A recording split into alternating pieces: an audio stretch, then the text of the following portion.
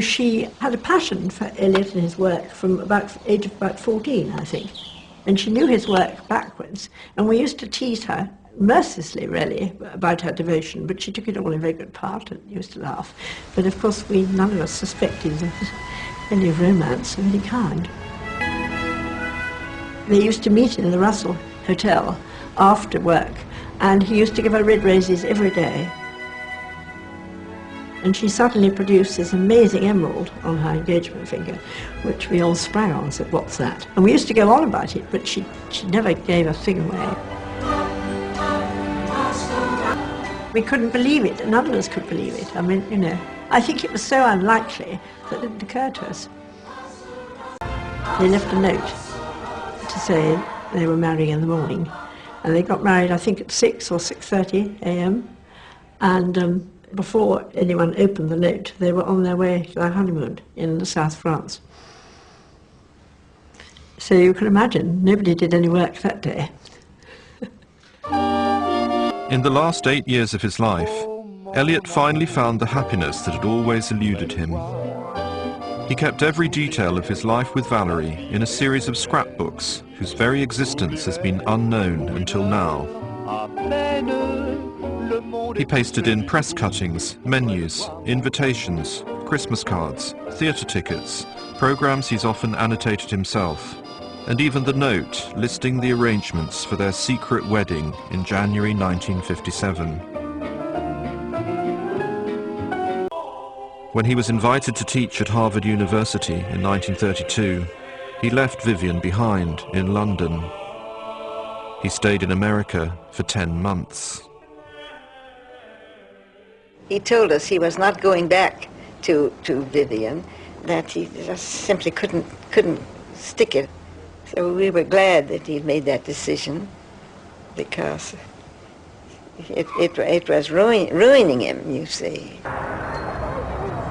After America entered the war in April 1917, Eliot tried to enlist in the US Navy, but was rejected because of poor health, including an abnormally fast heartbeat from which he suffered throughout his life.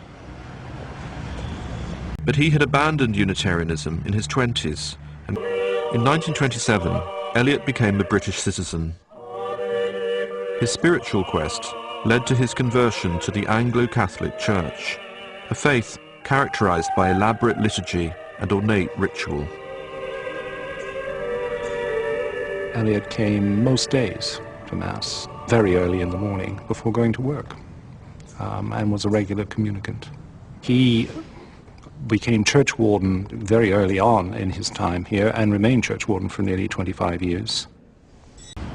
He observed the final cataclysmic years of the First World War and its aftermath from his desk in Lloyd's Bank, and responded by writing the poem which was to be his masterpiece. It is a poem about fracture, it's a poem about dislocation after the First World War. It's a terrifying poem because it's inside the head of a society, almost a world, which has gone slightly mad. I mean, we can't underestimate the effects of the First World War, and they're not just outside effects, they're inside effects. I mean, people's consciousnesses were shattered and changed forever by what happened in the First World War. And Eliot was the first poet to take all of that in all its chaos and all its fragmentation and say, I can write about this, and here it is. The Wasteland is a revolutionary work which astounded Eliot's contemporaries and whose meaning is still being debated to this day. It is divided into 5 seemingly unrelated sections and combines everyday speech, popular songs, Wagnerian legend and classical mythology with allusions to writers from Chaucer and Dante to Shakespeare and Dickens. Eliot gave the manuscript of The Wasteland to his friend Ezra Pound, who changed the title and edited the poem so drastically that the final text was cut by over a third.